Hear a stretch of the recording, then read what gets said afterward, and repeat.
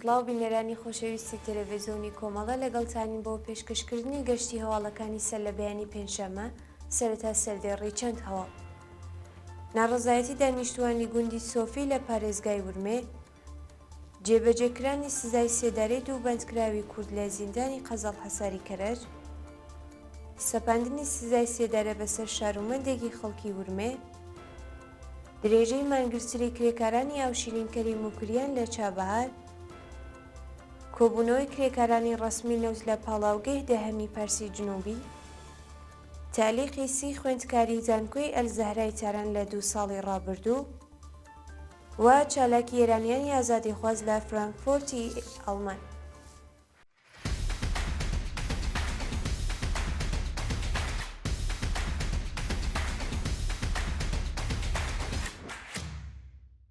درێژەی هەواڵەکان ناڕەزایەتی دانیشتوانی گوندی سۆفی لە پارێزگای ورمێ ڕۆژی چوارشەممەی 11 ڕەزبەری 1403 دانیشتوانی گوندی سۆفی سەر بە پارێزگای ورمێ لە ئاسکەم ئاوی ناڕەزایەتیان دەربڕی.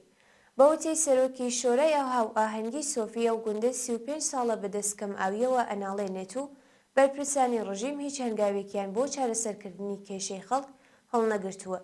بە وتەی بەهۆی بایەخنەدانی بەرپرسانی دەوڵەت 5 ئەندامی شۆرای گوندی لە کۆمەڵ دەستیان لە کار کێشایەوە و دانیشتوانی گوندەکەش کۆبوونەوەی ناڕەزایەتیان بەڕێوەبرد. جێبەجێکرانی سزای سێدارەی دوو بەندکراوی کورد لە زیندانی قەزەڵ حەساری کەرەج. بەیانی ڕۆژی چوارشەممە 11 ڕەزبەری 1403 سزای سێدارەی دوو بەندکراو بە ناوەکانی فەزڵۆڵا نەسیری خەڵکی کۆیەشت و حەمزە شەهبانی خەڵکی تاران لە زیندانی قەزەڵ حەساری کەرەج جێبەجێکرا. فەزڵۆڵا نەسیری و حەمزە شەهبازی پێشتر بە تۆمەتی پەیوەندیدار بە مادەی هۆشبەر دەست بەسەر و سزای سێدارەیان بەسەردا سپێندرا بوو. ئەو دوو بەندکراوە ڕۆژی سێشەممە دوایین دیداریان لەگەڵ بنەماڵەکەیان ئەنجامدا و بەیانی چوارشەممە حکومەکەیان لە زیندانی قەزەڵ حەساری کەرەج جێبەجێکرا. سەپاندنی سزای سێدارە بەسەر شارومەندێکی خەڵکی ورمێ. حەمید حسێن نژاد بەندکراوی سیاسی خەڵکی گوندی سگریکی سەر بە شارستانی چاڵدۆران لەلایەن لقیەکی دەستگای ئینقلابی ورمێ بە سەرۆکایەتی قازی نەجەف زادە بە تۆمەتی بەغی بە ئێدام محکوم کرا. حەمید حسێن نژاد لە ڕێکەوتی 24 خاکەلێوەی ساڵی 1402 لە سنووری چاڵدۆران لەلایەن هەنگی مەرزیەوە دەست بەسەر و پاش چەند کاتژمێرێک لێپرسینەوە بۆ گرتوخانەی ئیسلاحاتی ورمێ ڕاگوێزرا. ناوبراو بۆ ماوەی 11 مانگ و 10 ڕۆژ لە گرتوخانەی ناوەندە ئەمنیەتیەکانی ورمێ بە مەبەستی دانپێدانانی زۆرەملی بە سەختی ئەشکەنجە و ئازار دراوە. دەستگای قەزای ڕژیم ئەو شارومەندەی بە هاوکاری لەگەڵ پەکەکە تۆمەتبار کرد و ناوبراو هەموو تۆمەتەکانی ڕەت کردەوە و ڕایگەیاندووە کە هاوڕێ لەگەڵ بنەماڵەکەی بۆ تورکیا سەفەری کردووە، بەڵام لە نێوان شەڕیگری لاکان و هێزەکانی ڕژیم گیری خواردووە و لەلایەن هەنگی مەرزیەوە دەست بەسەر کراون.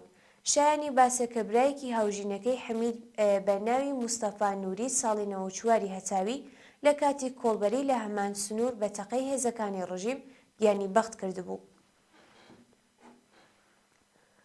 سووتانی دووبارەی دارستانەکانی کۆساڵانی مەریوان لەلایەن هەڵپەرستانەوە. ڕۆژی چوارشەممە 11 ڕەزبەری 1403 دارستانەکانی ناوچەی کۆساڵانی مەریوان بۆ جارێکی دیکە لەلایەن هەڵپەرستانەوە بە ئەنقەس سووتێنرا و ژینگە دۆستان هەوڵی دامرکانەوەی ئاگرەکەیاندا. بەپێی راپۆرتی ئەنجومەنی سەوزی چیای مەریوان لە 3 ڕۆژی ڕابردوو 2 جار ئاگری دارستانەکانی ناوچەی کۆساڵانیان کۆنتڕۆڵ کردووە، بەڵام دوژمنانی ژینگە دووبارە ئاگریان لە دارستانەکان بەرداوە و ئێستا سەرقاڵی کوژانەوەی. درێژەی مانگرتنی کرێکارانی ئاوشیرینکەری موکریان لە چابەهار.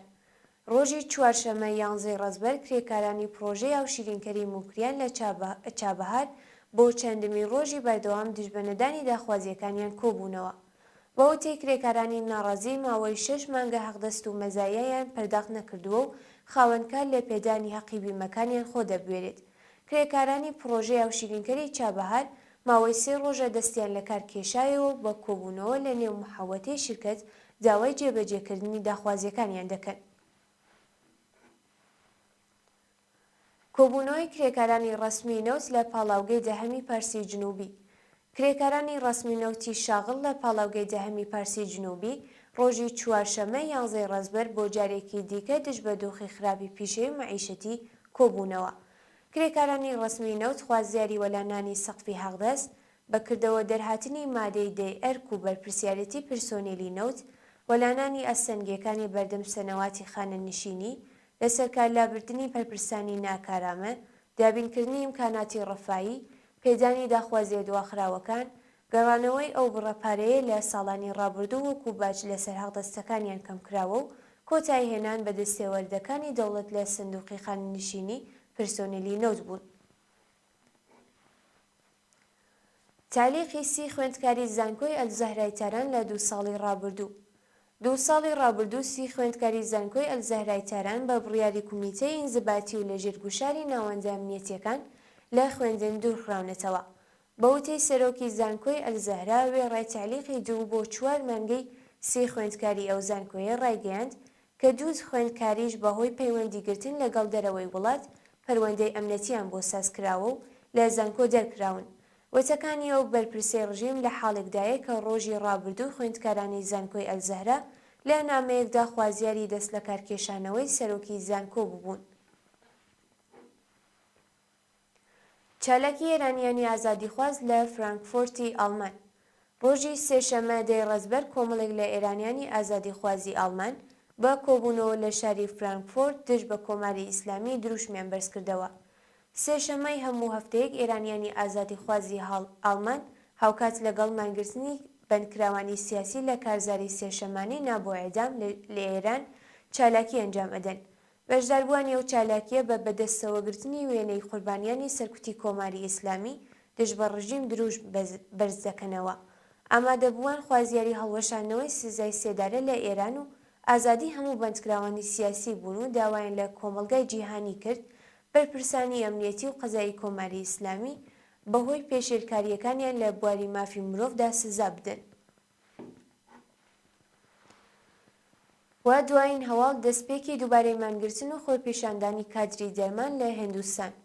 ڕۆژی چوارشەمە 11 ڕەزبەر هەزاران پزیشک و پەرستاری هیندستانی بۆ جارێکی دیکە دژ بە نەبوونی ئەمنیەت بۆ ژنان دەستیان لە کارکێشایەوە و خۆپێشاندانیان کرد.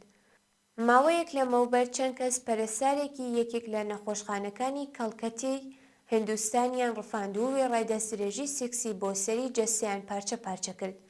بڵاوبوونەوەی هەواڵە شەپۆلێک لە نەفرەت و تووڕەیی لە نێو کۆمەلگای هیندستانی دروست کردو بۆ ماوەی 1 هەفتە پەرستاران و کادری دەرمانی زۆربەی نەخۆشخانەکانی ئەو وڵاتە مانیان گرت.